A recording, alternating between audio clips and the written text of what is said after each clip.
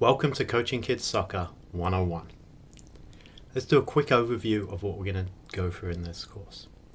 We're going to talk about life lessons, we're going to talk about Coaching 101, we're going to talk about assistance, practices and games and how they relate to each other, and finally parent communication.